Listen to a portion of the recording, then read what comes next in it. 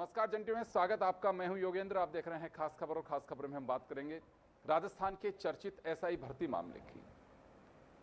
अभी एसआई भर्ती एक ऐसी पोजीशन में खड़ा हो गया कि राजनीतिक दल कहते हैं कि सब जुडिस है। अभ्यर्थियों को इंतजार है कि कोई फैसला आएगा, सरकार के स्तर पे आएगा या अदालत के स्तर पे आएगा, लेकिन अब तो सबकी निगाहें टिकी हुई है कि अदालत से ही कोई फैसला आएगा। और फैसले में क्या होगा, फैसले की भी जो मुझे लगता है, क्योंकि न्याय हर किसी को लगता है कि न्याय नहीं हो रहा मेरे साथ, ये तो केवल फैसला है और फैसले की अपील की जाती है। अगर यही फैसला 1 जुलाई को आता है, जो डेट मुकर्रर की है कि सरकार जवाब देगी, अब उस दिन भी कहा नहीं जा सकता है कि फैसला आएगा या नहीं आएगा, क्योंकि कोर्ट बात दे नहीं है। अगर जो कैंसिल कराना चाहते हैं, भर्ती रद्द कराना चाहते हैं, अगर उनके फेवर में फैसला आता है यानी कि भर्ती रद्द होती है, तो उनकी बल्ले बल्ले वो कहेंगे कि बहुत अच्छा स्वागत योग्य कदम है। लेकिन जो ट्रेनिंग कर चुके हैं उनके पास में रास्ता है कि वो सुप्रीम कोर्ट जाएंगे, कि उसे खारिज नहीं कर सकते। यदि भर्ती रद्द नहीं होती है और कहा कि कंटिन्यू होगा, तो दूसरे जो लोग हैं उनके पास में रास्ता खुला है, वो चुनौती दे सकते हैं। खैर, ये वो चीज़ें बता रहा हूं जो न्याय में साफ दिखाई देती हैं कि ऐसा हो सकता है, संभावित बातें हैं। कयास तो मैं इसे नहीं कहूँगा, लेकिन संभावनाएं बता रहा हूँ आपको ये। तो इस पूरे मुद्दे पर चर्चा करने के लिए हमारे साथ शैलेंद्र धाबाई साहब हैं भाजपा से, प्रतीक सिंह जी हमारे साथ कांग्रेस से हैं, अंशु चौधरी जी हमारे साथ अभ्यर्थी हैं। मैं अंशु, आप ही के पास में आना चाहूँगा। सबसे पहले क्या लग रहा है इस भर्ती को लेकर के, और अब तक की जो चीज़ें हैं, आप लोगों को लग रहा था कि इतना लंबा समय लगेगा इसमें? नहीं सर, जब पिछली बार माननीय हाईकोर्ट ने फटकार लगाई थी सरकार को, ये उनकी अनुशंसा पे कि जो 2016 वाला जो पश्चिम बंगाल का मामला था, वहाँ पे 2016 की भर्ती को फर्जीवाड़े की वजह से कैंसिल कर दिया गया, उसको सुप्रीम कोर्ट का हवाला दिया गया। उसको अटैच करने का तात्पर्य था कि अगर कोई भी डिसीजन ऐसा हाईकोर्ट अटैच करती है तो उसका मानना है कि इसमें पूरी तरह फर्जीवाड़ा है। और फिर इधर से हमारी सरकार के सामने AAG, SOG, ED सबने मतलब जितनी रिपोर्ट दी है उसके अंदर यही था कि इसके अंदर साफ तौर से जाहिर था कि इसके अंदर फर्जीवाड़ा हुआ है। करीबन 50 तक रैंक के बच्चे इसके अंदर, जो टॉप रैंक होल्डर है, एक फर्स्ट रैंक होल्डर से करीबन 50 तक इसके अंदर जेल के पीछे है। तो सर आप बता दीजिए कि इसके अंदर आखिर में बच्ची क्या चीज़ है ऐसी कि इनको इतना वक्त लग रहा है। उसके बाद भी जब अभी लास्ट टाइम 21 तारीख वाला जो हाईकोर्ट का फैसला था, उसके अंदर हमें पूरी तरह उम्मीद थी सर। 26 वाले में भी हमें, कल परसों वाले में भी हमें पूरी उम्मीद थी कि अब हाईकोर्ट हमारे पक्ष में फैसला लेंगे, क्योंकि ये हमारे साथ भी न्याय हो रहा है। आने वाले जो बच्चे एसआई की तैयारी कर रहे हैं उनके साथ भी हो रहा है, और पीछे वाले जो लगे उनके साथ भी हो रहा है। जी अंशु, ये बताइए कि 800 से ज़्यादा ये भर्ती पदों के लिए निकली थी, 50 के आसपास अभी जेल की सलाखों के पीछे यानी कि पकड़े गए। चीटिंग करने वाले या फिर उनके परिजन, जो भी उनके मददगार थे, सारे लोग, लगभग 100 गिरफ्तारियां हो चुकी हैं इसमें। लेकिन एक बड़ा सवाल ये है कि 800 से भी ज़्यादा बच्चे अभी भी वो हैं कि जिन पे यूँ माना जाए, जब तक गिरफ्तार नहीं होते हैं, को पकड़ा नहीं जाता है, जब तक ये माना जाता है कि उनका फेयर सिलेक्शन हुआ। तो अब उन लोगों का क्या होगा, क्योंकि वो ट्रेनिंग कर चुके हैं, पोस्टिंग की रिपोर्ट थी, उसके अंदर करीबन 400 को रडार पे लिया गया है। जी, 400 का तात्पर्य होता है 800 की भर्ती में 50% इसके अंदर फर्जीवाड़ा है। तो उसके बेस पे भी तो हम सोच रहे हैं ना। उसके बाद भी, हालांकि अभी एसओजी ने इसका डिक्लेरेशन नहीं किया, लेकिन फिर उन्होंने आंकड़ा बढ़ाया ही है, सब कम नहीं किया। और जो 56 जो पूरी तरह से जो इसके अंदर बेईमान है, जो पेपर माफियाओं के सिकंजे से हमारे साथ में इन्होंने गलत किया, वो तो 56 तो एग्जैक्ट डेटा है, और 104 के करीबन इसके अंदर सलाखों के पीछे है। तो आप बताइए कि ये डेटा आखिर में कितना कम होता है। पानी के अंदर इन्होंने जहर मिला दिया, अब कैसे अलग किया जाए, इसको कब तक कैंसिल करेंगे। ये हमारे साथ इन्होंने खिलवाड़ किया है सर। 5 साल हो गए, हम 21 की भर्ती का 25 तक इंतजार करते रहेंगे क्या? चलिए प्रतीक जी, आपके पास में आना चाहूंगा। कांग्रेस का क्या रुख है इस पे, या कोर्ट के फैसले पे ही छोड़ा हुआ है सब कुछ? देखिए, सबसे पहले तो मैं आपको बता दूं, जब 2023 नवंबर 2023 के अंदर जब चुनाव था, तो बीजेपी प्रमुखता से जो एसआई भर्ती मुद्दा है और जो आरपीएससी को भंग करने का जो मुद्दा था, उसको लेकर के प्रमुखता से चुनाव के अंदर गई थी। अब आज लगभग मेरे ख्याल में 17-18 महीने के बाद भी अगर सरकार इसके ऊपर ये विचार ही कर रही है कि एसआई भर्ती में कोई गड़बड़ी हुई थी या नहीं हुई थी, मुझे लगता है या तो उस समय पे ये झूठ बोला गया था, क्योंकि अगर गड़बड़ी हुई थी तो फिर इतना समय लगना ही नहीं चाहिए था उस भर्ती को कैंसिल करने में। और मुझे लग रहा है सरकार इसी कश्मकश के अंदर है कि अगर सरकार भर्ती को बहाल कर दिया जाएगा तो जनता के सामने ये आ जाएगा कि उस समय पे भर्ती के अंदर कोई गड़बड़ नहीं हुई थी। और अगर इनकी मंत्रिमंडल कमेटी ने, सब कमेटी ने और सब लोगों ने ये बोला है कि इसके अंदर कोई गड़बड़ी हुई थी, इसको कैंसिल करना चाहिए, तो मुझे ऐसा लगता है कि क्या कारण है, फिर क्या लोगों को बचाने की कोशिश हो रही है। क्योंकि पिछले दिनों आपको याद होगा हनुमान बेनीवाल इन्हीं की एक कैबिनेट के मंत्री हैं, उनका नाम लेते हुए भी दिखे थे। मैं नाम यहाँ लेना नहीं चाहता। वो मंत्री अगर उसके अंदर इन्वॉल्व है तो हो सकता है शायद उसी वजह से सरकार कोई डिसीजन नहीं ले पा रही हो। सरकार डिसीजन बार बार हाई कोर्ट ने बोला कि आप डिसीजन लीजिए, बार बार कोई बहाना बना के, कभी मुख्यमंत्री अवेलेबल नहीं है, कभी ऑपरेशन सिंदूर की वजह से सब कमेटी की मीटिंग नहीं हो पाई है, कभी एजी अवेलेबल नहीं रहते हैं, तो अलग अलग बहाने बना करके सरकार भाग रही है एसआई भर्ती के अंदर। और सरकार को सबसे पहले तो ये बताना चाहिए अगर कोई संगठित अपराध हुआ है, कोई गिरोह था जिसने इस तरीके का घपला करवाया, तो वो गिरोह के कितने लोगों को पकड़ा गया। क्योंकि जो आप अभी बता रहे थे 50-60 लोगों को जो पकड़ा, उसमें से अधिकतर लोगों को जमानत मिल चुकी है, कई को हाई कोर्ट से और कईयों को सुप्रीम कोर्ट से। तो अभी तक ये प्रूव नहीं हुआ है कि वहां पर कोई घपला हुआ था या नहीं हुआ था। मैं कमेटीज के, सब कमेटी के, एसओजी की रिपोर्ट के हिसाब से ये बता रहा हूं कि उन्होंने सिफारिश की है कि कैंसिल होनी चाहिए। तो सरकार अब इसके ऊपर विचार करे, जल्द से जल्द विचार करे, जिससे जो लंबा 1.5 साल लंबा, 2 साल लंबा जो चीजें हैं वो नहीं खींचनी चाहिए। तो आप तो हवा का रुख देख रहे हो। जनरली लोग कहते हैं तेल क्या, तेल की धार देखे, तो उस धार का इंतजार कर रहे हो। देखिए हम तो हवा का रुख नहीं देख रहे, हम तो सरकार से सबसे पहले ये पूछ रहे हैं कि अगर कोई संगठित अपराध हुआ था, चलो कैंसिल करना एक दूसरी बात है, अगर कोई संगठित अपराध हुआ था, कोई गिरोह इसके अंदर था, कोई पेपर लीक माफिया था, तो उसको अभी तक गिरफ्तार क्यों नहीं किया? 18 महीने हो गए। क्योंकि कुछ कुछ छोटे छोटे या तो अभ्यर्थियों को गिरफ्तार किया है या उनके रिश्तेदारों को गिरफ्तार किया है। कोई सरकार अभी तक ये प्रूफ नहीं कर पाई कि कोई संगठित अपराध था या कोई पेपर लीक माफिया था या कोई चीज थी। जिनको गिरफ्तार किया उनको भी ज्यादातर को जमानत मिल गई, तो सरकार ने वहां पे पैरवी भी ढंग से नहीं की। और अब हाईकोर्ट बार बार लताड़ लगा रहा है कि आप अपना डिसीजन तो बताइए। तो सरकार चल रही है कि सर्कस चल रही है, 18 महीने में आप डिसीजन नहीं ले पा रहे। चलिए जवाब दिलवाता हूं। शैलेंद्र धावाई साहब काफी उत्सुक हैं आपके सवालों का जवाब देने के लिए। शैलेंद्र जी, आपने सुना, क्योंकि देखिए उस समय बीजेपी का एक बड़ा मुद्दा था कि एसआई भर्ती रद्द की जानी चाहिए। वो नाम नहीं ले रहे थे, लेकिन आपके कानून मंत्री का नाम ले भी सकते थे, ये जिनका मैं जिक्र कर रहा हूँ। किरोड़ीलाल मीणा जी ने बड़े मुखर होकर के ये बात कही भी थी, लेकिन अभी तक कोई डिसीजन नहीं हो पाया। नाम लिया था हनुमान बेनीवाल ने। हाँ, वो अलग उसके ऊपर तो कोई डिसीजन नहीं हो पाया। कमेटी की बैठकें चल रही हैं, बैठकें चल रही हैं। ये वो अभ्यर्थी हमारे साथ में बैठे हुए हैं जो ये जानना चाहते हैं कि वास्तव में रुक क्या है। कमेटी का कोई फैसला नहीं हो पाया। अब ऐसा प्रतीत होता है कि केवल और केवल सरकार इस बात पे फोकस है कि कोर्ट ही कोई निर्णय कर दे। नहीं, देखिए, सबसे पहले मैं बताना चाहूँगा कि भारतीय जनता पार्टी ने राजस्थान के युवाओं से ये वादा किया था कि पेपर लीक माफिया को हम खत्म करने का काम करेंगे, और उसी बेसिस पर हमने वादे किए। और जब जैसा आपने देखा कि कांग्रेस पार्टी की गहलोत सरकार में 17-18 से अधिक भर्ती परीक्षाओं के पेपर लीक हुए, और आते ही जब भारतीय जनता पार्टी की सरकार आई और माननीय भजनलाल जी मुख्यमंत्री बने, अगले दिन ही एसआईटी का गठन किया गया। अगर आप एसआई भर्ती परीक्षा की क्रोनोलॉजी देखेंगे तो 2021 में इस भर्ती परीक्षा की परीक्षा होती है, उसके बाद 22 में इसमें फिजिकल टेस्ट होता है, उसका रिजल्ट आता है, उसके बाद इंटरव्यू के बाद फाइनल रिजल्ट आता है 2023 में। और ऐसी क्या जल्दबाजी थी कांग्रेस पार्टी की गहलोत सरकार को कि आपने उनको फाउंडेशन कोर्स और ट्रेनिंग के लिए भेज दिया, जबकि आपने देखा होगा कि पेपर लीक की बात पहले ही आ चुकी थी। उसके बाद जांच इनको करानी चाहिए थी कांग्रेस पार्टी को।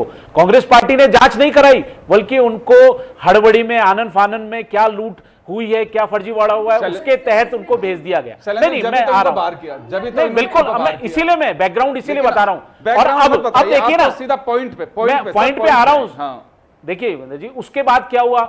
उसके बाद जब एसआईटी पेपर लीक माफियाओं की जांच कर रही थी, पेपर लीक माफियाओं को पकड़ रही थी, उसी दौरान मार्च-अप्रैल 2024 में एसआई भर्ती परीक्षा के अभियुक्तों को पकड़ा जाता है। आप देखिए, वो तार जुड़ते हैं, फिर रामू रायका को गिरफ्तार किया जाता है, उनके दोनों बेटी बेटियों को गिरफ्तार किया जाता है। और ऐसे ही मैं आपको बता रहा हूं ना, साल भर में हमने इस एसआई भर्ती परीक्षा में 103 से अधिक लोगों को गिरफ्तार किया, जिसमें 55 ट्रेनी एसआई भी है जिनको बर्खास्त भी कर दिया गया है।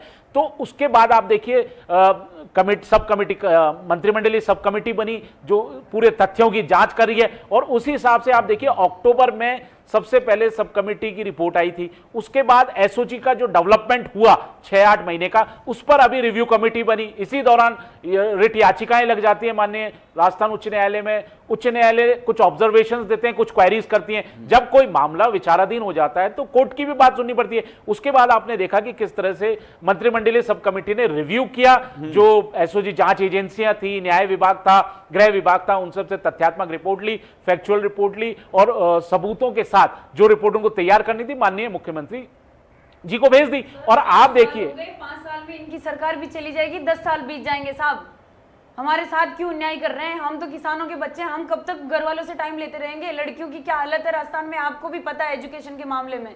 हमें घर वाले टाइम थोड़ी देते रहेंगे। एक सरकार आई, दूसरी ने ये किया, तीसरी ने ये किया, हमारा क्या दोष है उसके अंदर? ये क्यों डिसीजन? अंशु जी एक बात बताइए, फर्जीवाड़ा किसने पकड़ा?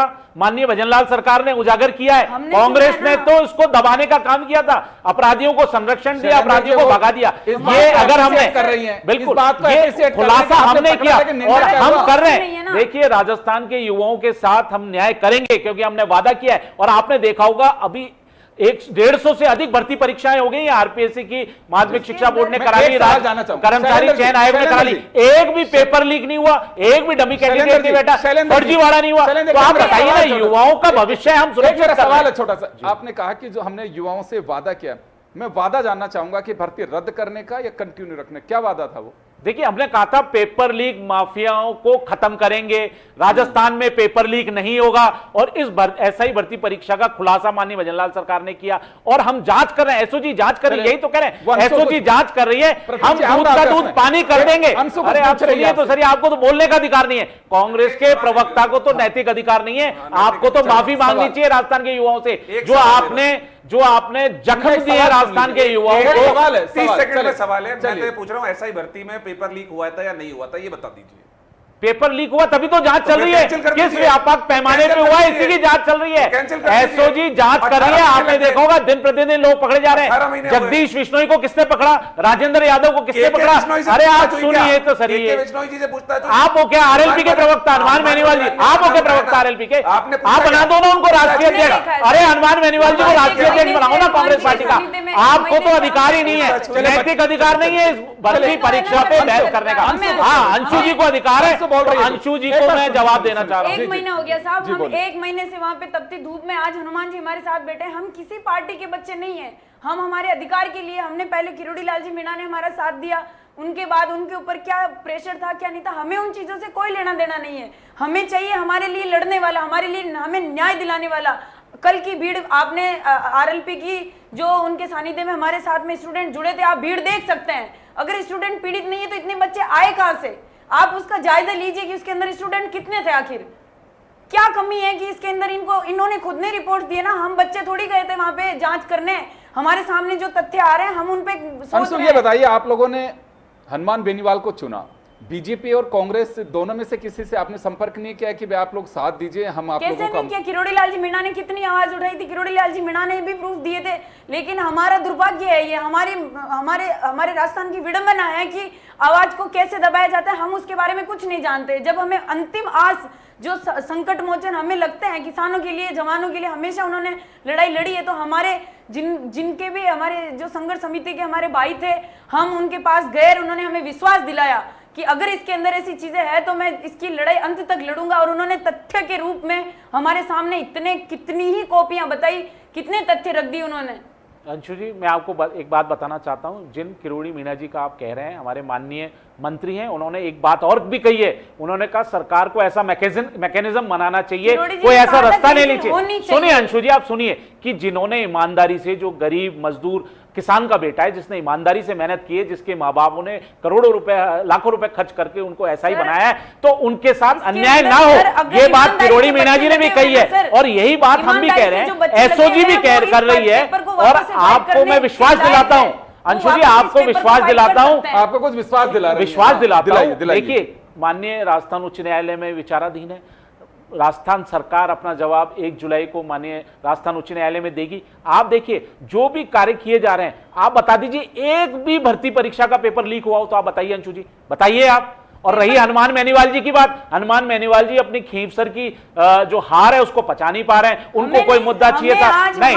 आज आप समझिए किरोड़ी मीणा जी ने भी क्या कहा है, एक मैकेनिज्म बनाए सरकार की न्याय हो, जो मेहनती हैं जिनको मेहनत करके दिया है, जो मेरिट पे आए, तो इसीलिए एसओजी उनका सेग्रीगेशन एसओजी कितना समय लग जाए? किरोड़ी लाल का जो मैकेनिज्म आप बता रहे हैं उसमें कितना समय लग सकता है? उसमें यही चल रहा है। मैं आपको बताना चाह रहा हूं कि एसओजी गहनता से जांच कर रही है।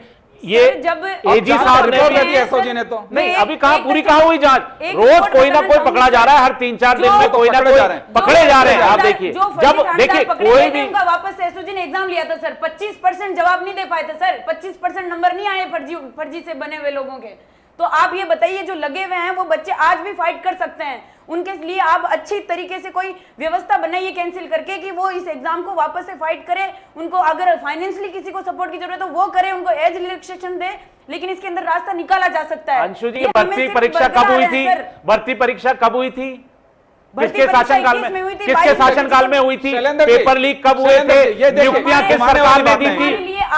मैं एक बात नहीं कह रहा, आपको पता है कि ऐसा ही भर्ती कांग्रेस के टाइम पे हुई थी, कांग्रेस आज हमने उजागर करने का काम किया, हम कर रहे हैं ना, उसी में हम लग रहे हैं। योगेंद्र जी आप देखिए एसओजी गहनता से जांच कर रही है। आपको लगता है कि जुलाई में 1 जुलाई को भी सरकार अपनी ओर से रिपोर्ट पेश कर देगी क्या? उसमें भी समय नहीं, बिल्कुल निश्चित तौर पर रिपोर्ट पेश करेगी और मैं विश्वास दिलाता हूं राजस्थान के युवाओं को उनके साथ न्याय होगा, क्योंकि माननीय भजनलाल सरकार जिस तरह से काम कर रही है, आप मैं इनको चैलेंज देता हूं ना अंशु जी को, बता दें एक भी भर्ती परीक्षा का पेपर लीक हुआ हो तो, एक भी डमी कैंडिडेट बैठा हो, कहीं फर्जीवाड़ा हुआ हो, कोई नहीं हुआ है। अभी हुआ डमी तो बैठे, डमी कोई नहीं बैठा है, वो पकड़ लिए ना, पहले ही पकड़ लिए। ऐसा नहीं हुआ कि भर्ती परीक्षा होने के बाद 1 साल बाद 1.5 साल बाद कोई। देखिए बिल्कुल निश्चित तौर पर आप देखिए 67,000 नियुक्तियां हम दे चुके हैं, 67,000 हम नियुक्तियां दे चुके हैं। वो कुछ बता रहे, वो एक कुछ उदाहरण देना चाह रही है, बताइए। मेडिकल लाइन का एक एग्जाम था, जेटीए का किसका था आई थिंक, उसके अंदर कार्बन कॉपी हमने देखी है, मैंने मेरी आंखों से देखी है, उसके अंदर ना वीक्षक के साइन थे ना स्टूडेंट के साइन थे। अगर नहीं है तो कैंसिल हो जाएगी वो। अगर एक आध ऐसा अगर कोई है, एक आध अगर ऐसा डॉक्यूमेंट है तो कैंसिल हो जाएगा। आप उसके लिए चिंता नहीं करें, कैंसिल हो जाएगा। एग्जाम नहीं, वो डॉक्यूमेंट जो आया है वो कैंसिल हो जाएगा। और एक और मैं बता दूं, देखिए ओएमआर शीट अगर दी जाती है ना तो दूसरी रिसिप्ट पे भी साइन होते हैं, इन्विजिलेटर के होते हैं, परीक्षार्थी के होते हैं, 2-2 साइन ऑलरेडी होते हैं। ऐसा नहीं है, मान लिए भजनलाल सर बैठे हैं वही हमारे लिए सर्वे सर्वा है, कांग्रेस हमारे लिए सर्वे सर्वा थे। आज ये है, हमें तो न्याय चाहिए। 2022 की जो ईओआरओ की भर्ती थी उसको भी तो री एग्जाम करवाया ना इन्होंने, उसको क्यों कैंसिल किया फिर उन्होंने? उसको क्यों नहीं करवाया फिर? उसको भी वैसे ही दे देते। तो यही आपको बोल रहे हैं जी, न्याय मिलेगा, निश्चित तौर पे न्याय मिलेगा। माननीय भजनलाल सरकार युवाओं के प्रति बहुत संवेदनशील है। हमने आपको बताया 1 लाख जवाब उनका आना, 4 लाख नियुक्तियां दे देंगे, 1,88,000 नियुक्तियां प्रक्रियाधीन है, 67,000 नियुक्तियां हम दे चुके हैं। आप देखिए हम 67,000 नियुक्तियां दे चुके हैं, 1,88,000 भर्ती परीक्षाओं की प्रक्रियाधीन है। और आप इस समय युवाओं के लिए बहुत अच्छा मौका है, आप तैयारी करें, राजनीति में ना पड़े। शैलेंद्र जी, हमारे में से लॉयर आप ही हैं, हालांकि एलएलबी मैंने भी की है। आप ये बताइए कि अभी एक प्रतीक सिंह जी ने भी एक सवाल पूछा था, आप वैसे बताइए कि इसमें वास्तव में होना क्या चाहिए। चलिए देखिए, अगर कोई मामला कोर्ट में विचाराधीन होता है तो कोर्ट उनके तथ्यों को, सबूतों को, जो ग्राउंड्स हैं, रिपोर्टों को, सबको जांचती है और जांचने के बाद ही कोर्ट उसका कोई निर्णय। कुल मिलाकर के कहा जाएगा कि कोर्ट पे ही यकीन करना होगा कि कोर्ट जब विचाराधीन है तो आप जानते हैं कि माननीय न्यायालय में अगर कोई सब विषय विचाराधीन हो जाता है या इशू हो जाता है, सब्जुडिस हो जाता है, तो उसमें एकदम से कोई कमेंट भी नहीं कर सकते। हाँ, लेकिन सरकार जो है वो स्पष्ट है और अपनी रिपोर्ट सबमिट करेगी। तो सारा ले लिया, इसका तात्पर्य तो यही है ना सर, कोर्ट का तो इन्होंने सारा ले लिया, ये अपना डिसीजन को। आपको एक और फैक्ट बता दूं अंशु जी, अगर आपको पता नहीं हो तो 2022 में रिट लगाई थी कैलाश चंद जी ने, जो अभी कैलाश चंद शर्मा जी ने जो रिट लगाई है ना, जो याचिका करते हैं 24 में, उन्होंने 22 में रिट लगाई थी और उसके बाद 4 महीने 6 महीने बाद उसको विड्रॉ क्यों कर लिया आपने? बताइए, आपके पास जवाब है? हमें इस चीज का जवाब, अरे आप बताइए ना, जवाब है क्या? 22 में आप रिट लगाते हो, फिर उसके बाद आप उस रिट को विड्रॉ कर लेते हो, उसके बाद आप 2 साल तक चुप रहते हो और 24 में आके अब आप वापस रिट लगाते हो, जब माननीय भजनलाल सरकार ने उजागर किया इस मामले को, हम पकड़ने का काम कर रहे हैं। ये हम चाहते हैं कि युवाओं का भविष्य राजस्थान में सुरक्षित हो। जिस तरह से कांग्रेस पार्टी ने युवाओं के भविष्य को बर्बाद कर दिया, उनके को जख्म देने का काम किया, ये माननीय भजनलाल सरकार नहीं करेगी। इसलिए मैं बता रहा हूं 1,88,000 भर्ती परीक्षाएं प्रक्रियाधीन है, युवाओं को तैयारी करनी चाहिए थी। युवाओं का भविष्य इन्होंने आप मेरे को जवाब दीजिए ना, 2022 में रिट याचिका लगी तो क्यों विड्रॉ कर ली? आज के याचिकाकर्ता ने आपके पास जवाब है क्या? इस चीज का सिर्फ एक ही जवाब, ये जवाब पूछ लीजिए इनसे। हमारे पास कैसे जवाब हो सकता है साहब? स्टूडेंट के पास इन चीजों का कहां से तो मैं आपको यही बता रहा हूं कि ये देखो इसमें क्या राजनीति हो रही है, आपको भी समझने की आवश्यकता है, क्योंकि आप सब इंस्पेक्टर की तैयारी करके आए, आपका लेवल है। चाहिए सर की प्रूफ हमारे सामने। अप्रैल 2022 में रिट याचिका लग चुकी है राजस्थान उच्च न्यायालय में एसआई भर्ती पेपर लीक को लेके। आपको जानकारी है क्या? इसी व्यक्ति ने लगाई जो अभी याचिका करता है, लेकिन उसने 6 महीने बाद उसको विड्रॉ कर लिया। क्यों कर लिया? ये बड़ा प्रश्न चिन्ह खड़ा नहीं होता है क्या? आप बताइए। 2 साल तक आप चुप रहे, 2 साल तक आप चुप रहे जब माननीय भजनलाल सरकार ने, हमने अपराधियों को पकड़ा, एसआई भर्ती पेपर लीक के जो माफिया सरगना हो रहे थे, रामू रायका को गिरफ्तार करने का काम किया, उनको बेटे बेटियों को गिरफ्तार किया। तो आप बताइए। प्रतीक जी कुछ कह रहे हैं। देखिए, मैंने तो सीधा सीधा सवाल पूछा था, जो इन्होंने बोला कि ये इसमें कोई घपला हुआ है, फिर बोल रहे हैं कि जांच चल रही है, फिर बोल रहे हैं कि न्यायालय के अंदर विचाराधीन है। तो मुझे लग रहा है जो सरकार का और पूरी पार्टी जो बीजेपी है उनका रुख इनको पता भी नहीं है। दूसरा बात, जब मैंने सवाल उठाया, अगर किसी भी पेपर लीक में, किसी घपले में, किसी भी चीज में अगर किसी व्यक्ति का नाम आ रहा है, चाहे वो मंत्री हो चाहे कोई भी, तो क्या एसओजी की जिम्मेदारी नहीं बनती या तो बुला करके उनसे जवाब तलब करें या उनके घर चले जाएं, उनको वहां पे जाके चाय सबूत तो बताओ ना। आप हनुमान मेनुअल जी के बात को यहाँ रिपीट कर रहे हो। नहीं, आप कांग्रेस अपना पक्ष रखे। नहीं, आप कांग्रेस अपना पक्ष रखे, हनुमान मेनुअल जी के शब्दों को आप यहाँ नहीं रखे। आप आरएलपी के प्रवक्ता नहीं है, या तो आरएलपी के प्रवक्ता बन जाओ या फिर आप कांग्रेस पार्टी का प्रदेश अध्यक्ष बना दो। हनुमान मेनुअल सवाल सुन लीजिए एक बार, सवाल तो सुनिए, पूरा सवाल ही नहीं सुना। मैं तो छात्रों की तरफ से बोल रहा हूँ, ठीक है? आप किसी के प्रवक्ता, छात्रों की तरफ से बोलते तो जांच करा लेते, नियुक्तियां नहीं देते। आज आपने जख्म दिया है, उस जख्म को साफ करने का काम माननीय भजनलाल सरकार कर रही है। शैलेंद्र जी सुनो तो सही एक बार। मैं तो ये कह रहा हूं कि सरकार को क्या 18 महीने लग गए, अभी तक जांच नहीं हो पाई? अगर पेपर लीक हुआ है तो मैंने पूछा अगर कोई संगठित अपराध हुआ है तो उसका माफिया कौन है, उसका नाम बता दीजिए, नहीं बता पाए। तीसरी चीज मैंने पूछा कि जिनको आपने बोल रहे कि 50-60 लोगों को गिरफ्तार कर लिया, उसमें अधिकतर को हाई कोर्ट ने या सुप्रीम कोर्ट ने जमानत दे दी है। अभी 10-15 दिन पहले ही जिनको गिरफ्तार किया था उनमें से भी मैक्सिमम लोगों को सुप्रीम कोर्ट ने जमानत दे दी। तो अगर आपके पास तथ्य था तो कोर्ट के सामने पेश करते, उनको जमानत मिलती ही नहीं। फिर अगर उन्होंने कोई घपला किया है, कोई पेपर लीक किया है, कोई डमी कैंडिडेट बनाया है, तो क्या हाई कोर्ट और सुप्रीम कोर्ट उनको जमानत दे देगी? मुझे तो नहीं लगता कि अगर कोई तथ्य होता सरकार के पास में तो कोर्ट उनको जमानत देती। और कोर्ट इसीलिए कोर्ट बार बार सरकार से पूछ रही है कि आपकी मंशा क्या है। और मुझे लग रहा है कि इनके मंत्री का नाम है उस पेपर लीक के अंदर, इसीलिए सरकार मेरा ऑब्जेक्शन है, एक मंत्री की वजह से सरकार इसको दबाना चाहिए। बिल्कुल। अब क्या मजबूरी है सरकार के? ले रहे बताइए, कब से डिसीजन नहीं ले रहे? 18 महीने 19 महीने हो गए। देखिए, मैं चैलेंज दे रहा हूं, आज अगर ये कह जाए 1 जुलाई को आप दोबारा डिबेट रख लेना आपके चैनल पे, अगर सरकार 1 जुलाई को भी डिसीजन ले ले तो मैं चैलेंज देकर आपको अतिथि के रूप में बुलाऊंगा, शैलेंद्र जी बुलाऊंगा। हाँ, यही। और 1 जुलाई को अभी आज ही डिसाइड कर लीजिए कि 1 जुलाई को अगर यहाँ पे डिबेट होगी और सरकार अगर डिसीजन ले लेगी तो मैं माफी मांग के जाऊंगा। चले अंशु, आपके पास में आना चाहूंगा। आपने दोनों ही पक्षों के आर्ग्यू भी सुने हैं, आपका भी अपना पक्ष है। अब लगता क्या आपको? क्या लगता है सर? 1 जुलाई का टाइम ले लिया, इसका मतलब क्या होता है? इतना टाइम थोड़ी लगता है किसी भी डिसीजन में। पहले जब माननीय हाईकोर्ट ने इनको टाइम, सफिशिएंट टाइम दे दिया, इन्होंने वॉर का बहाना बनाया था, उसके बाद भी इनको इतना टाइम मिल गया। तो वॉर तो चल ही रहा था, बहाना नहीं था वो। ऑब्वियस, इन्होंने हवाला वॉर का दिया था, तो उसके बाद टाइम इनकी मर्जी से ही तो लिया था ना इन्होंने कि हमें इतना टाइम चाहिए। फिर भी इनका कोई डिसीजन नहीं आया। हमारे पास इस चीज का क्या है? हम क्या जवाब मांगे बताइए आप? हमने 1 महीना हो गया सर, हम वहां तपती धूप में 1 महीने से ऐसे लड़ाई नहीं कर रहे हैं। हमें भी उस चीज का कितना दुख है। हमारे भी धरने पे भी मिलने आए थे आप लोगों से जी। किरोड़ी लाल जी तो अभी धरने पे मिलने आए थे कुछ दिन आए थे बिल्कुल। तो कुछ राहत की खबर दे रहे हैं वो आप लोगों को? मैं उपस्थित थी नहीं उस टाइम। खैर साथी तो बता रहे होंगे आप। साथियों ने तो इतना मैंने पूछा भी नहीं उस टाइम का, मेरे को पता नहीं है, लेकिन वो आए थे। हमारी आत्मा को ये संतुष्टि है कि वो आए हैं बस हमारे साथ। उन्होंने लड़ाई शुरू करी है और उन्होंने अपनी उपस्थिति दे दी, हमारे लिए वही बहुत बड़ी बात थी। और इसका सैलाब आप देख चुके हैं। जयपुर की एक गली में, एक सड़क से बच्चे आए थे कल वहां पे रैली के अंदर परसों। चलिए, मैं माफी चाहूंगा, समय का अभाव है। तो कुल मिलाकर के ये कहा जा सकता है कि एसआई भर्ती पे अभी भी सस्पेंस बरकरार है, क्योंकि ना सरकार अभी कुछ क्लियर कर पा रही है और मामला सब जुडिस है। अब सबकी निगाहें यही टिकी हुई हैं कि अदालत से फैसला क्या आता है। मैंने पहले ही बताया, अदालत से एक पक्ष संतुष्ट होगा, दूसरा नहीं होगा, या जैसे अभी शैलेंद्र जी ने कहा कि किरोड़ीलाल मीणा ने कहा कि किरोड़ीलाल मीणा ने कहा कि किरोड़ीलाल मीणा ने कहा है कि मैकेनिज्म ऐसा कोई डेवलप करना चाहिए ताकि दोनों ही पक्ष के साथ में इंसाफ हो। अब वो क्या मैकेनिज्म आएगा, सरकार उसका क्या तोड़ निकालती है, ये तो जब पेश की जाएगी रिपोर्ट उसके बाद ही पता चलेगा।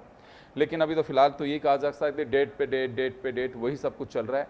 अब क्या होगा क्या नहीं होगा ये कहना बहुत जल्दबाजी होगी, वही होगा जो अब अदालत चाहेगा, लेकिन सरकार का जवाब क्या आएगा ये देखने वाली बात होगी। आप सभी का जब तक सरकार अपना डिसीजन नहीं देंगे हम उठेंगे भी नहीं, हमारा धरना अभी भी चालू है। चलिए, आप हमारी सभी का आगे की परीक्षाएं इससे इफेक्ट हो रही है। आप सभी का बहुत बहुत शुक्रिया। खास खबर में इतना ही, दीजिए इजाजत, नमस्कार।